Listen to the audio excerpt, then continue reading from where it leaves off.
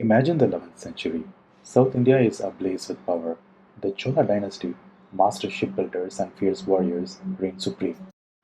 From their magnificent capital at Thanjavur, the Cholas controlled a vast empire. But across the Bay of Bengal, another powerful kingdom thrived. This was Srivijaya. Srivijaya was the gatekeeper of Southeast Asia. They controlled the vital Straits of Malacca. This narrow waterway was the superhighway of ancient maritime trade. Ships laden with spices, silk, and treasures from China, India, and the Middle East had to pass through Srivijayan waters. Srivijaya grew rich and powerful, taxing this immense flow of commerce. But this dominance attracted attention and envy. The Cholas, themselves a major trading power, began to look east. Why did these two great empires, so far apart, suddenly clash in a dramatic overseas invasion? The reasons were a tangled web of politics, economics, and military ambition. Economically, the Straits of Malacca were a golden goose. Srivijaya's control over this trade route meant that they could dictate terms, potentially hindering Chola merchants and their access to this lucrative China trade. Some historians believe the Chola sought to break this perceived Srivijayan monopoly. Politically, Rajendra Chola I was an emperor eager to expand his influence and prestige. A successful overseas conquest would cement his legacy as a mighty ruler, feared and respected across the seas. And then there was an issue of diplomacy. Chola inscriptions carved into the walls of the grand Thanjavur temple tells us the Srivijayan king had acted in a way that was not peaceful and friendly.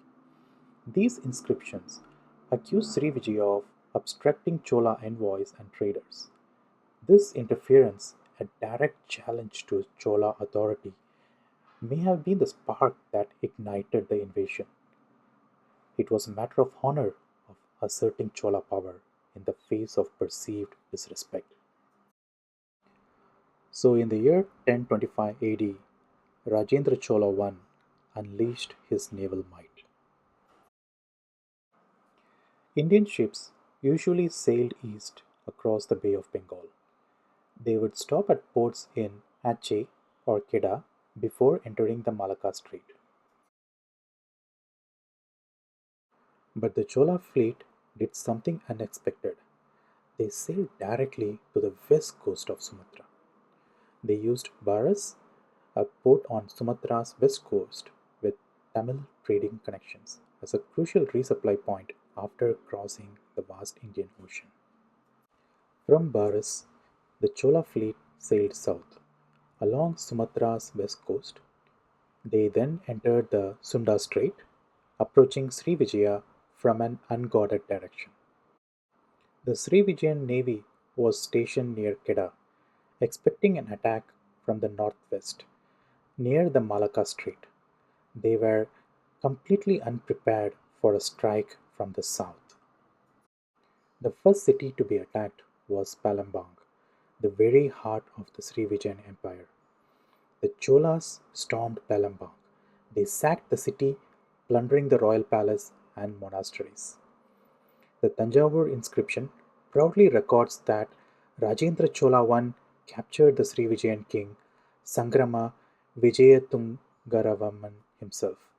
They seized immense treasures, including his Vidyadhara Torana, a jeweled war gate, a symbol of Srivijayan power. The Chola campaign was swift and brutal. They utilized the monsoon winds to their advantage, moving rapidly between ports. This lightning fast strategy prevented Srivijaya from organizing a proper defense, seeking help from allies, or even effectively responding to the attacks. Despite their victories, the Cholas did not aim to establish long lasting control.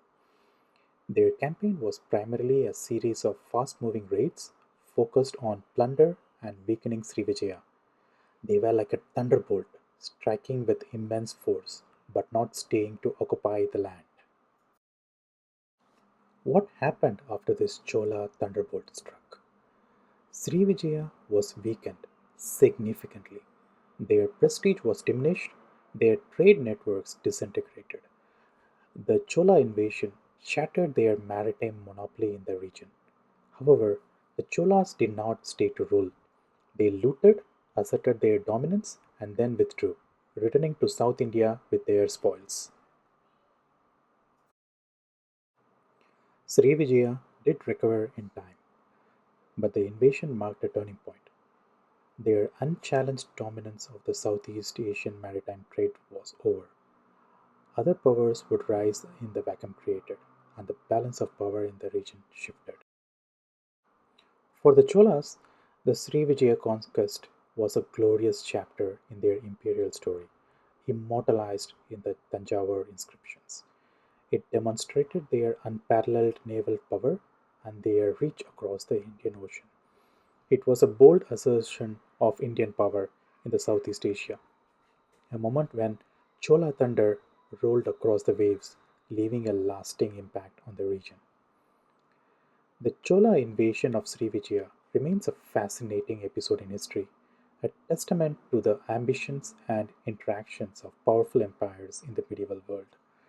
It reminds us that history is not just about land battles, but also about the crucial role of maritime power and trade in shaping the destinies of nations.